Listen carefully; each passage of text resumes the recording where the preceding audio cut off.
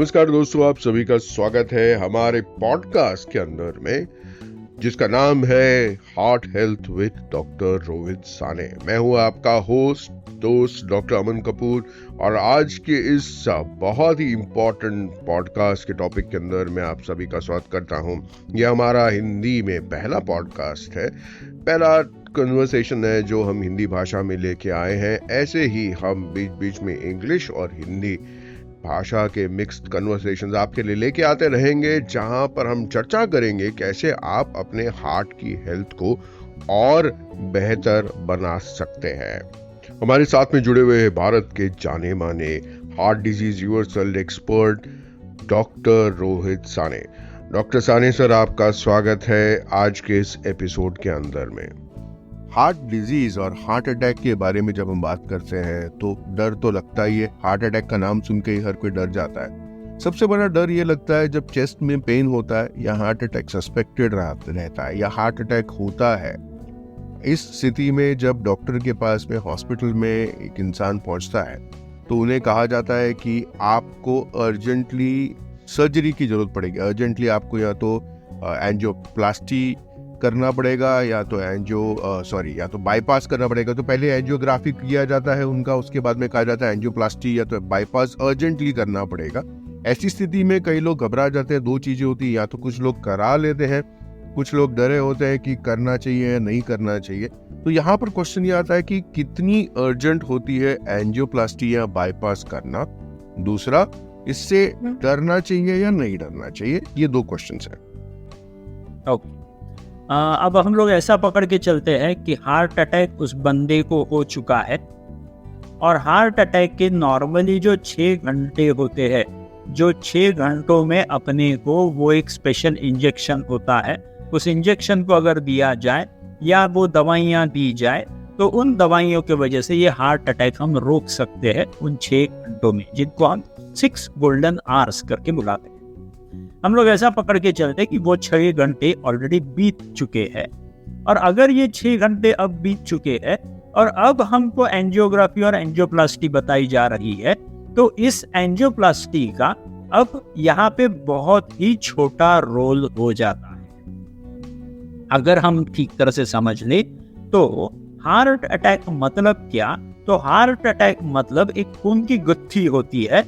ये खून की गुत्थी अगर हमारे हार्ट के खून के नली में जाकर के अटक जाती है तो ये खून की गुत्थी वहां पे अटकने की वजह से उस हार्ट के मसल को जो अच्छा खून का सप्लाई पहुंचना चाहिए था, वो अगर खून का सप्लाई अच्छा अगर उस हार्ट के मसल को नहीं पहुंचा था तो उतने समय में वो हार्ट का मसल डैमेज हो गया और उस पूरे डैमेज को, वो पूरे 6 घंटों की जो ये पूरी अंदर जंग चल रही थी, इस जंग को, ये पूरे 6 घंटों के डैमेज को हम कहते हैं मेडिकल भाषा में हार्ट अटैक।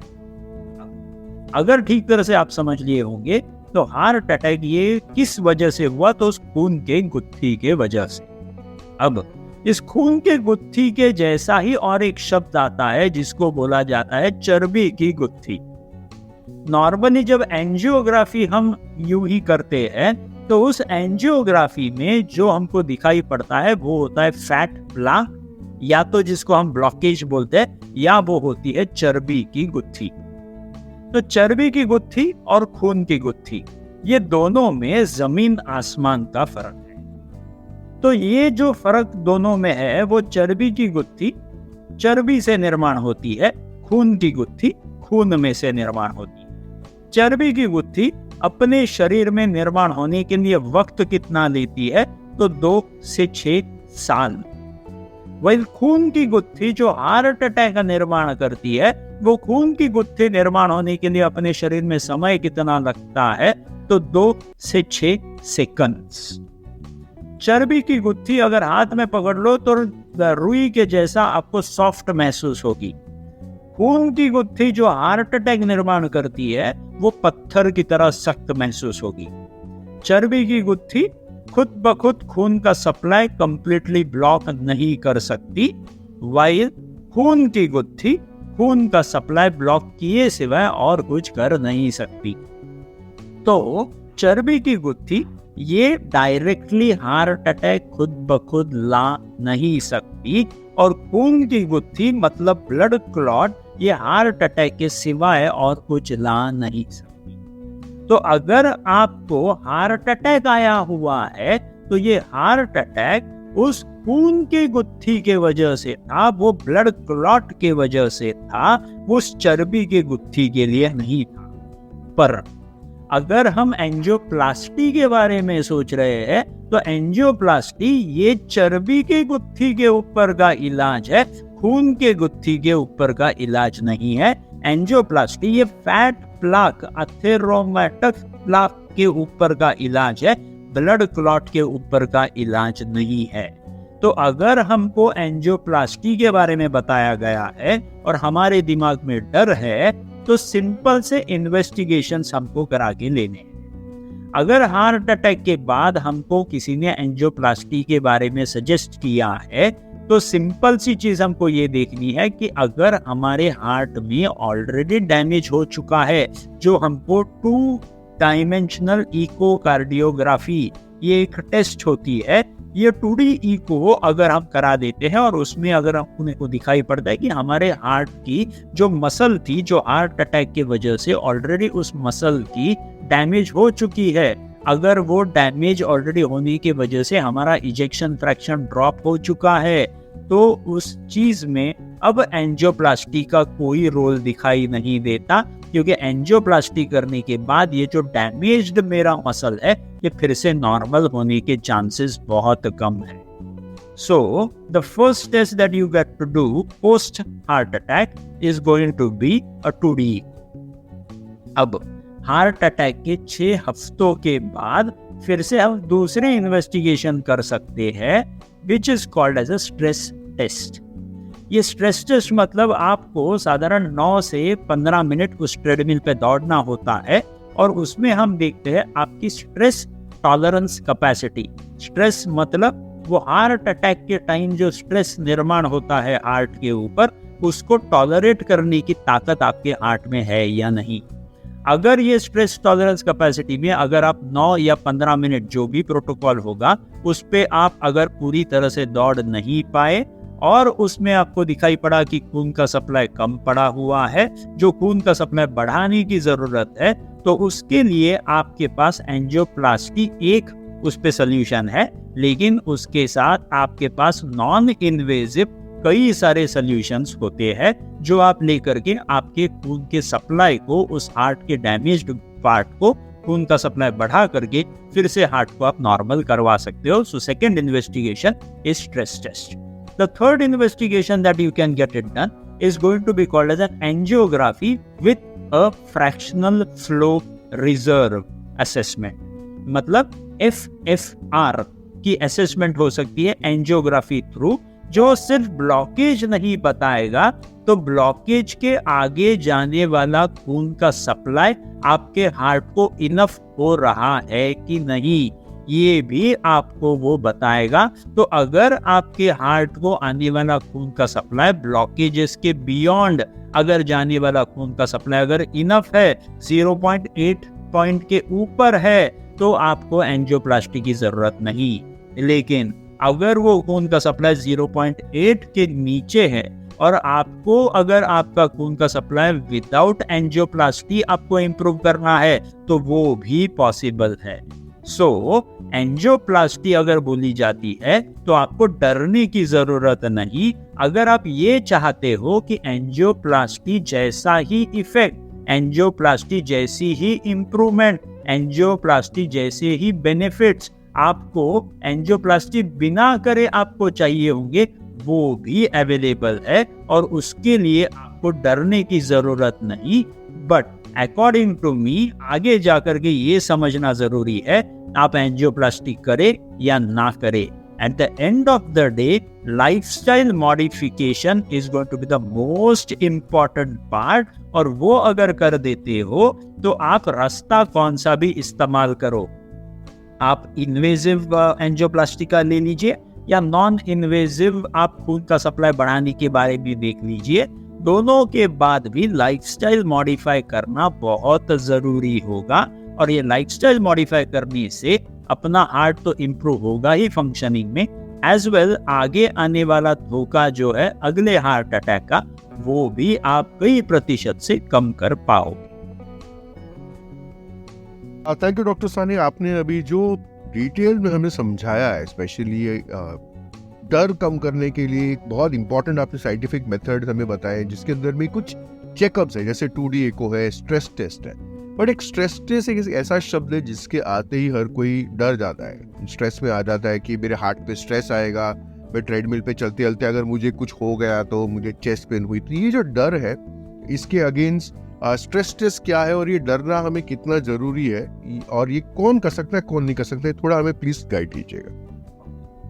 तो ये स्ट्रेस टेस्ट को बिल्कुल डरने की जरूरत नहीं। अगर हार्ट अटैक के बाद अपना इजेक्शन फ्रैक्शन इज बियॉन्ड 40 और 45%, नॉर्मली इजेक्शन फ्रैक्शन जो 50-55% का होता है, अगर आपका इजेक्शन फ्रैक्शन हार्ट अटैक होने के बावजूद आपका इजेक्शन फ्रैक्शन 45% से ज्यादा है, तो आप जरूर ये स्ट्रेस टेस्ट कर सकते हो। अगर आपका जो इजेक्शन फ्रैक्शन ये 40 या 45 से कम है, तो अमेरिकन हार्ट एसोसिएशन के अनुसार आप एक अलग टेस्ट करवा सकते हो, जिसको बोला जाता है 6 मिनट वॉक टेस्ट। बट डर जो आपके दिमाग में स्ट्रेस टेस्ट का पड़ा हुआ है, तो आपको डरने की बिल्कुल जरूरत नहीं। स्ट्रेस टेस्ट करवाते वक्त डॉक्टर्स आपके साथ खड़े होते हैं। आपको चलना होता है उस ट्रेडमिल पे सिर्फ 9 से 15 मिनट तक। उतना चलते वक्त आपके सीने को हमने ECG के सारे इलेक्ट्रोड्स लगाए होते हैं। आपका हार्ट रेट, आपके हार्ट को आने वाला खून का सप्लाई, एज वेल एज आपका BP, ये सारी चीजें मॉनिटर होती है। और आप हमारी नजर हमारे पेशेंट्स की कंटिन्यूअस सिम्टम्स पे रहती है कि अगर कोई भी छोटा भी सिम्टम अगर दिखाई पड़ता है, तो वो हार्ट पे स्ट्रेस आने से पहले ही वो टेस्ट को रोका जाता है। And that is the point where the heart is getting stress. तो this becomes a beautiful test, क्योंकि आगे जाते वक्त जब कोई ट्रीटमेंट आप कोई भी करवाओगे, वो इन्वेजिव हो या नॉन इन्वेजिव हो, ट्रीटमेंट कोई भी करवाओगे तो उस ट्रीटमेंट के वजह से अपनी स्ट्रेस टेस्ट कितनी इंप्रूव हो गई है, ये क्लियर प्रोग्नोस्टिक सिग्निफिकेंस इस टेस्ट का मिलता है कि फ्यूचरिस्टिक प्रेडिक्शन हम इसमें से कर सकते हैं कि आगे जाते हुए कोई भी ट्रीटमेंट करवाने के बाद आपके हार्ट की जो मरम्मत आप करवा रहे हो, उस वजह से आपका हार्ट मस्त स्ट्रांग हो चुका है या नहीं, ये देखने के लिए भी ये स्ट्रेस टेस्ट की जाती है।